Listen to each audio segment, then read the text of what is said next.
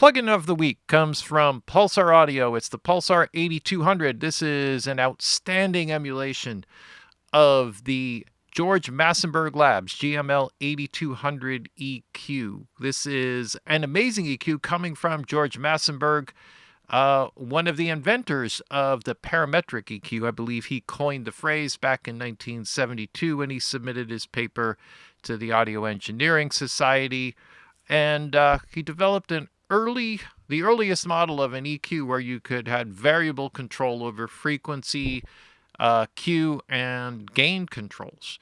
He also did an EQ, the 9500, I believe, which was the mastering version of this same design with detented positions and such. So quite a cool EQ. Most studios had them when it came out, which was 1982. I'm not sure if that had anything to do with the 8200, but makes sense. An amazing, clear, transparent EQ. You could do almost anything with it, just, crank in 15 dB of something and it would always sound musical. And part of the reason for that is that it's a parallel EQ, sort of borrowing from the way passive EQs which were designed, where each circuit or each band would be parallel to the others, and it would give you, with the gain control makeup on the end, the effect of adding in lots of high end, for example, with not seemingly adding a lot of extra level. And you get a similar type of thing here. So this is a 5-band, so 5 parallels, and each one controlling the EQ. Now, the cool part about that is that the gains don't add up, whereas most EQs are designed in series. So one gain stage goes into the next, and then you can get into more phase issues and all kinds of other problems. Going beyond that, let's take a look at the basic design of the EQ, of Pulsar's version of it, some added features which are really cool, and we'll dig right into it. So we have the display up here, which will show us the frequency analysis, of course, and then we have the different bands here, which we could adjust individually here. There's some, you could see here where it calls up frequency, Q, shelf, so you could adjust it right from there, or you could adjust it using the knobs down at the bottom.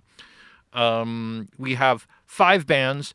The low and high band add a shelving, right? Otherwise, you have the Q control in the middle, gain control plus minus 15 dB, frequency control down at the bottom. There's a lot of overlap between the bands. So all of that is pretty much normal and part of the 8200. Almost nothing else that's in the center here or on the bottom row over here is part of the original design. Now, there are a series of different options which show up in the top right. One is a toggle view, so you can display just this if you don't want to see what's actually doing it, so you do it by ear. You can see just this if you don't want to look at the other display and work that way, or you could see both. I'll leave it here for both. There are plenty of options. Oversampling, this is important, and it sounds amazing, really good. I'm going to run it at 4 times here because it doesn't stop my session from playing back. It's currently loaded with the video and everything. You could set stepped gains, as I talked about with the that you would get with the, say, 9500, and set the steps there.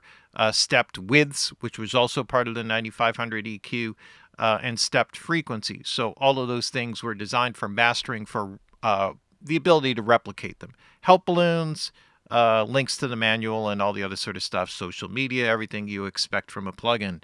So let's see.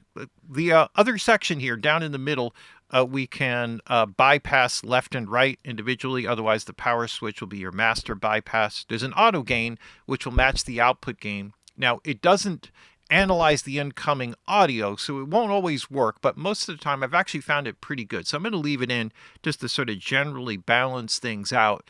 And I guess it's just a little bit of math, depending upon how much you add or take away. It will just sort of generally compensate, but it's not analyzing input and output audio to match. So sometimes you'll have to adjust accordingly. Otherwise, you have separate gain controls for the left and right. Assuming that their left and right are linked, you can operate in mid-side if you prefer mid-side. There's also a de-esser which is built in that you can just kind of click in here and it will work with the detector circuit on the bell or on a shelf. You can hear what it is by hitting the delta button here.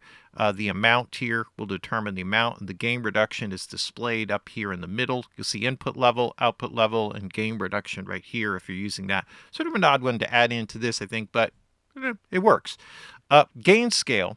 All right, so the gain scale just allows you to scale down the amount of gain. So if you have a certain amount of gain here, this will just allow you to lessen it percentage-wise.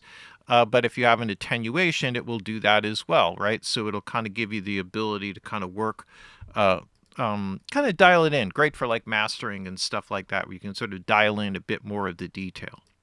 All right, so we have all of that here. One of the things that they added in is a high-pass filter.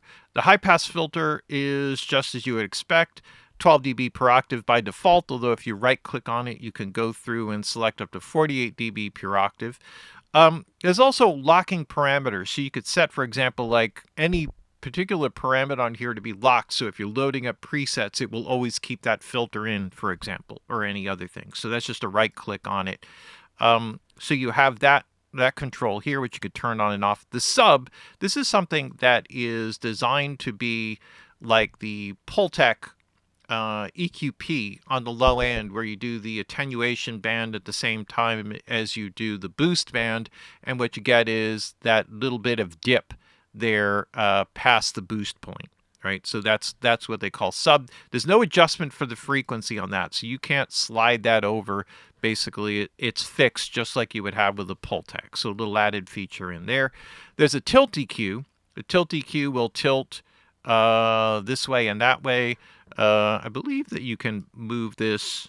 No, I'm sorry, that's not. No, I believe this is fixed. I'm not sure what frequency it's fixed at. It looks like somewhere right in there. That's 1K.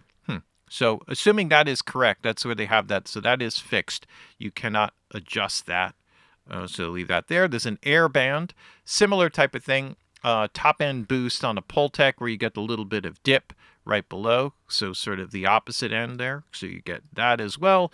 And then a low pass filter. And if you right click on there, you also get the same options to select a tighter or softer cue. So all of those options are available to you. That is, let's see, out. Let's see. Oh, yeah. There, just pop these guys up. Okay. And zero this out. And let's see. Okay, so option clicking will kind of reset. Otherwise, you can kind of go adjust accordingly, move the bands here. So you could do it here or over here. If you just scroll through the settings, you can widen or narrow the bandwidth. So that's just like a mouse scroll or trackpad scroll. And, you know, that's pretty straightforward. Shift key allows you to solo up the band. Control key basically bypasses the band. Option key resets it. Command key allows you to fine-tune the frequency or the gain. So it allows you to move in slower increments or smaller increments. Pretty straightforward. Pretty cool. That's about it, right? I think that covers all of the bases here. Let's get to some audio. So I have a full mix here. I'm just going to run something here without vocals. And let's see if we could just sort of tighten this up here a little bit, just to kind of give you a sense of how clean and transparent it sounds. So let's just have a listen to a little bit of the audio here, and then we'll dial in some settings here. Let me just reset that.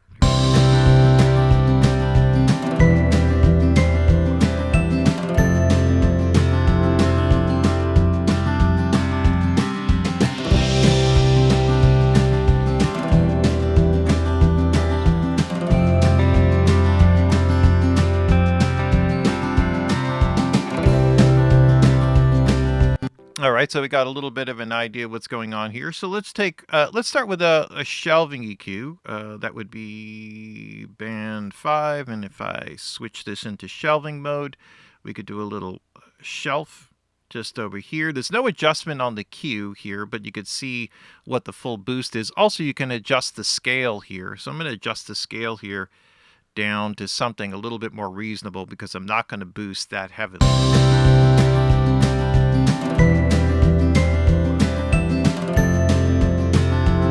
So that would be about 3 dB. Just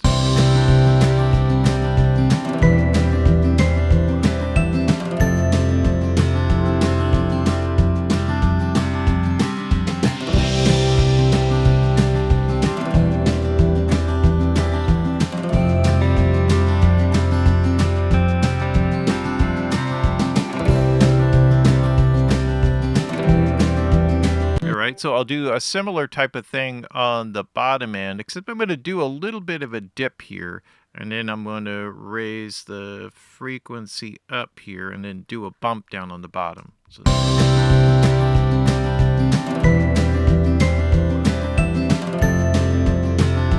let's try using the sub feature here, just as a...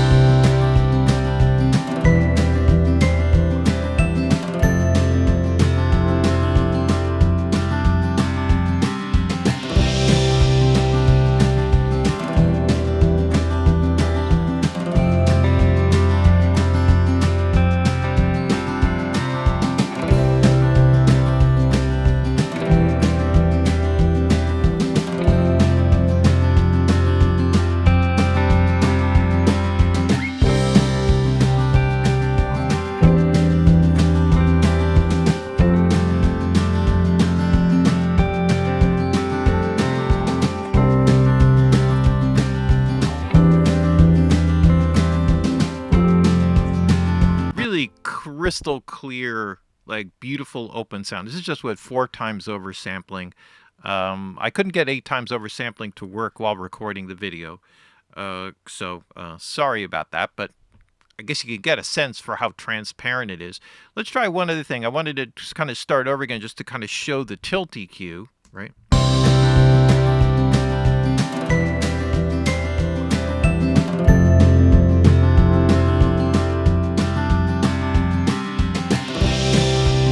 So I got to reset my band here because now we're lost our perspective here on what we're tilting and how much.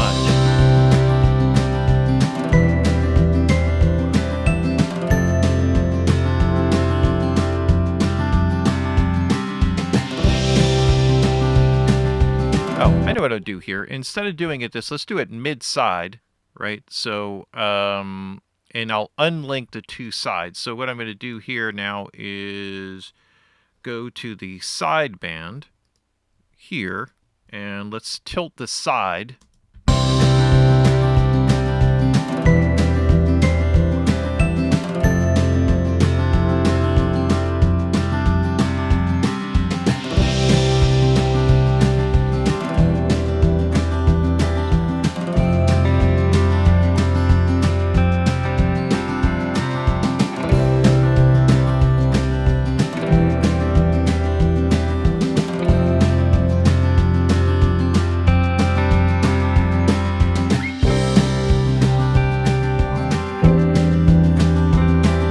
So that's just the side EQ. So I could switch over here. I can also link them from right here as well.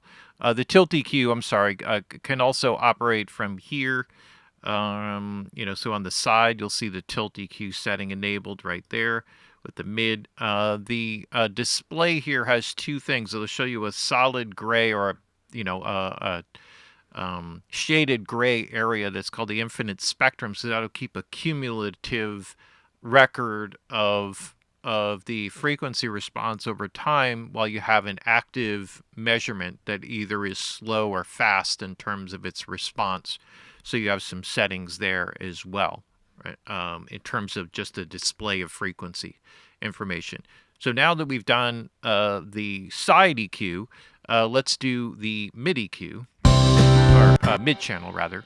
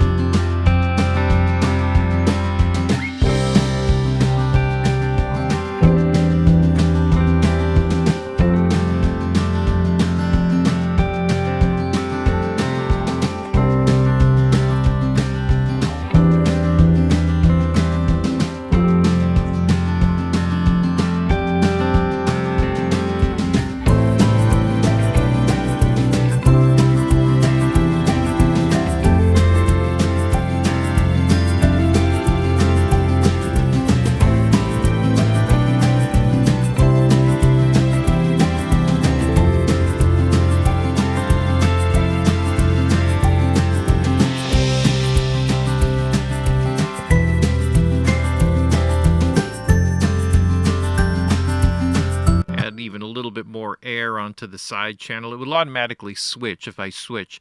It'd be nice to see both displays. So unless I'm missing something and there's some way to do that, to see both EQ bands, perhaps in different colors, that might be kind of cool, just so we can compare the two sides. But the auto gain feature works quite well, actually. Right.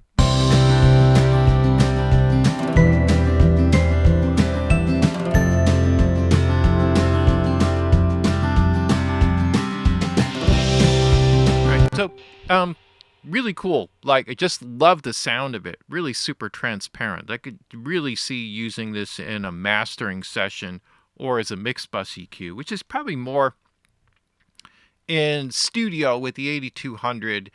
It would be more classically set up as like a vocal EQ or a mix bus EQ if you were using a mix bus EQ, which didn't seem to be as common, like a lot of people did it back in the 80s, but it wasn't like the most common thing because you didn't generally have like a great extra EQ available just for doing that. If you did, fantastic, and this would have probably been the primary choice just because of its transparency. Otherwise, most engineers would just leave it for the mastering. Let's see. Going back here, did I unmute my lead vocal? Okay, let's just kind of show the de-esser here. I wanted to show this off, so I'll kill the de-esser that I currently have on here. No other EQ, just wanted to show this here. All right, so let me pick up at the verse. Who I've been is not who I am. Been walking this road where no one's dead. Okay, so there's a little bit of an edgy presence that you could focus on. So if I wanted to focus on that, I could listen to it and dial in the frequency here just by hitting the delta. Who I've been is not. Okay, there we go. Who I've been is not who I am. Okay, am I missing something here? Oh, enabled it. Okay, I don't know. Did I miss something here? Apparently. Maybe it is... There we go. Who I've been is not. Helps if you buy... Oh, there we go. Who I've been is not.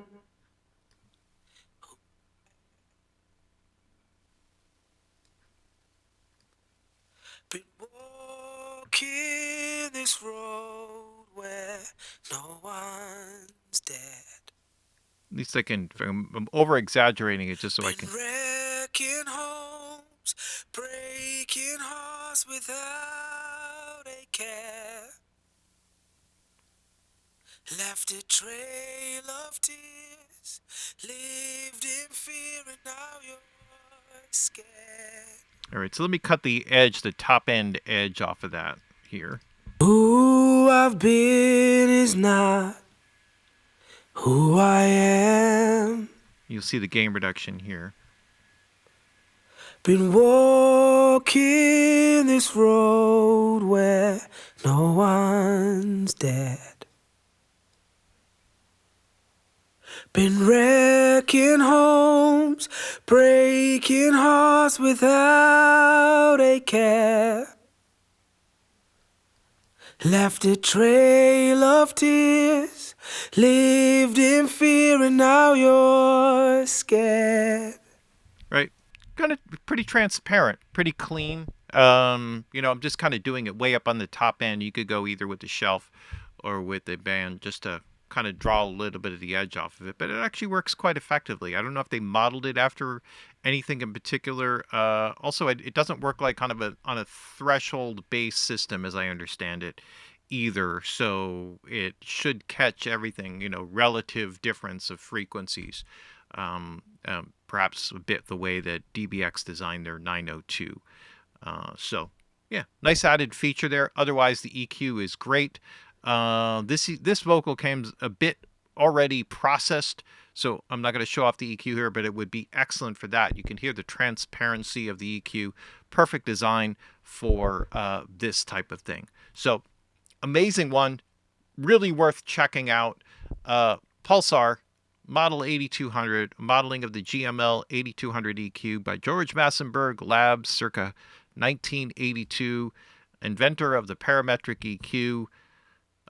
George kind of knows what he's talking about. And this is an amazing, amazing, amazing emulation of the 8200.